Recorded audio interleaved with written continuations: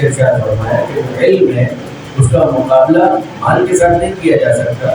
جیسے کہ علم و دین و یدار و بھی، کہ علم ایک ایسا نظام ہے کہ جس کی ابتدا کی جاتی ہے، جس کی اطاعت کی جاتی ہے. امیر المومنین نے اس حوالے سے بہت عمدہ ایک تقابل نہج البلاغہ کے اندر اس پر تبصرہ فرمایا. ان تبصرہ بھی نہج البلاغہ کے اندر ہے. مولا یہ فرماتے ہیں یقین کی حالت میں سو جانا شک کی حالت میں عبادت کرنے سے بہتر ہے. اب آپ اندازہ کیجیے یہاں پر کس چیز کی مذمت ہو رہی ہے؟ کیا تلاوت قرآن کی مذمت ہو رہی ہے؟ نہ. اچھے انداز سے قرأت کرنے کی مذمت ہو رہی ہے؟ نہ. کس چیز کی مذمت ہو رہی ہے؟ یہ سب باتیں بعد میں ہیں کہ انسان کا اعمال، انسان کا عمل اس میں کتنی جاذبیت دنیاوی اعتبار سے. پہلا مرحلہ یہ ہے کہ اس کے دل میں ایمان ہے یا ایمان نہیں ہے. جب جڑ ہی نہ ہو تو شاخیں کیا پھل دے سکتی ہیں؟ اگر جڑ ہی موجود نہ ہو تو شاخوں کا پھل کیا آئے گا؟ اس کے مقابلے میں آپ کے سامنے جناب بلال حبشی کی بات کروں. جناب بلال حبشی کے پاس لہن نہیں تھا، جناب بلال حبشی کے پاس تلفظ بھی نہیں تھا. لہن تو پھر بات کی بات ہے، مخرج تو درست ہو. اور جناب بلال حبشی کا معاملہ یہ تھا کہ ان کا اردو میں محاورہ ہے شین قاف درست ہونا. ان کا تو شین قاف بھی درست نہیں تھا، تو تلفظ بھی ٹھیک نہیں ہوتا تھا. اب وہ کیا یہ کام جان بوجھ کر کرتے تھے؟ وہ کیا لوگوں کو دکھانے کے لیے تلفظ غلط کر دیا؟ نہ، پھر تو یہ جرم ہوتا، پھر تو یہ قابل گرفت ہوتا. جناب بلال کا یہ معاملہ نہیں تھا. ان کا مسئلہ یہ تھا کہ وہ عرب نہیں تھے، عرب کے رہنے والے نہیں تھے، حبشہ کے رہنے والے تھے، غلامی میں زندگی گزاری تھی اور یہاں پر آئے تھے. پیغمبر اکرم پر ایمان لے آئے جس کی وجہ سے ان کا مرتبہ اور مقام کہاں پہنچ گیا. اس لیے کہ اسلام کی نظر میں کالا ہونا کمتر نہیں بناتا، اگر ایمان ہے تو وہ خدا کی نظر میں پسند ہے.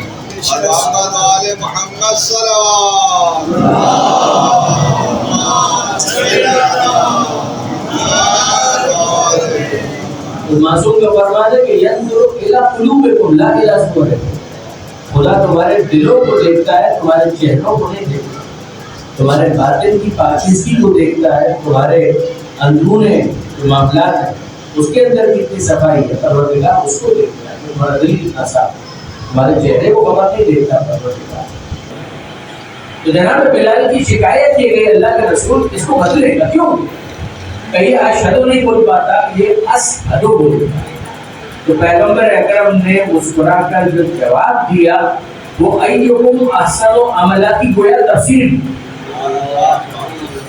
کہ انہوں نے یہ کہا کہ اللہ کے رسول یہ اشہدو نہیں بول پاتا، یہ اشہدو بولتا ہے. تو پیغمبر اکرم نے فرمایا سین و بلال شین عند اللہ.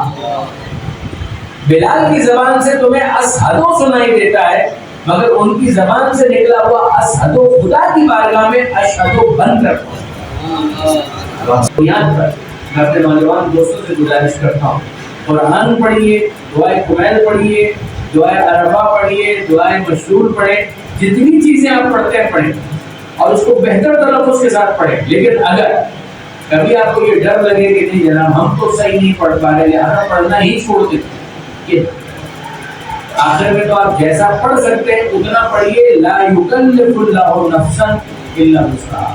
اللہ کسی کو بھی اس کی گنجائش سے زیادہ زحمت نہیں دیتا. پروردگار عالم نے جتنی صلاحیت رکھی ہے اتنا ہی مانگتا ہے. جب پر نہیں دیے تو وہ اڑنے کا مطالبہ نہیں کرے گا. جب پیر دیے ہیں تو چلنے کا مطالبہ کرے گا. ہاتھ دیے ہیں تو ہاتھوں کے استعمال کا مطالبہ کرے گا. آنکھیں دی ہیں تو آنکھوں کے استعمال کا مطالبہ کرے گا. لیکن یہ ہے کہ انسان کے پاس جو صلاحیت نہیں ہے اس کا مطالبہ پروردگار عالم کی طرف سے نہیں کیا جائے گا. ہمیں خوشی ہے کہ آج کے اس مجلس میں ایصال ثواب کے لیے ہم اس شخصیت کے لیے جمع ہوئے کہ جن کے بارے میں اتفاق سے محروم رہا، کبھی مجھے یہ شرف حاصل نہیں ہوا کہ ان سے میں ملاقات کر پاتا. لیکن جو مجھے پتہ چلا بڑی خوشی ہوئی کہ انہوں نے علم کی ترویج کے لیے، شاگردوں کی تربیت کے لیے اتنی زحمتیں برداشت کی. پسماندہ علاقوں کے اندر ان جگہوں پر جو عام طور پر نیگلیکٹڈ ایریاز کاؤنٹ ہوتے ہیں وہاں پر اتنی زحمت. پروردگار عالم تو اس کوشش کو بھی بات میں قبول کرتا. ممکن ہے کہ بہت سے دوسرے افراد ایسے ہوں گے جن کو پتہ بھی نہ ہو کہ انہوں نے کیا کیا کام انجام دیے. اس لیے کہ ہر اچھا کام کرنے والا مشہور ہونے کی ضروری نہیں. جو خدا کی بارگاہ میں قبول ہو گیا وہ وہاں پر مشہور ہو گیا.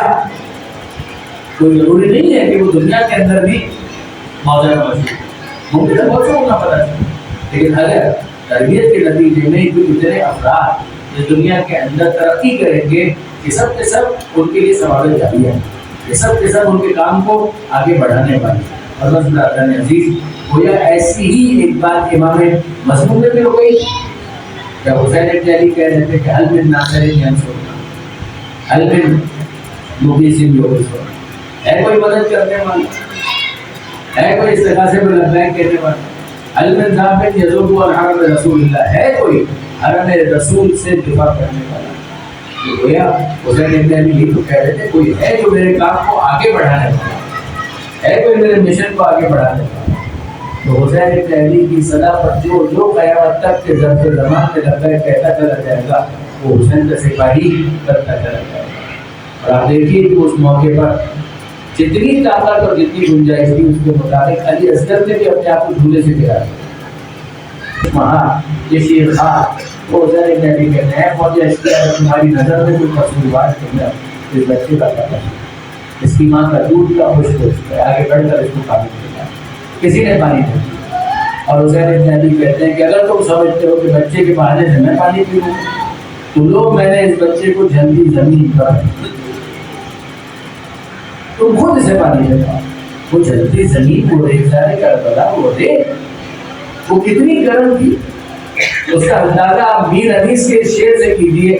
میر انیس فرماتے ہیں گرمی سے مضطرب تھا زمانہ زمین پر، گرمی سے مضطرب تھا زمانہ زمین پر، بھن جاتا تھا جو گرتا تھا دانا زمین پر. اتنی گرمی کہ اگر چنے کا دانا رکھ دیا جائے تو وہ بھی بھن جائے.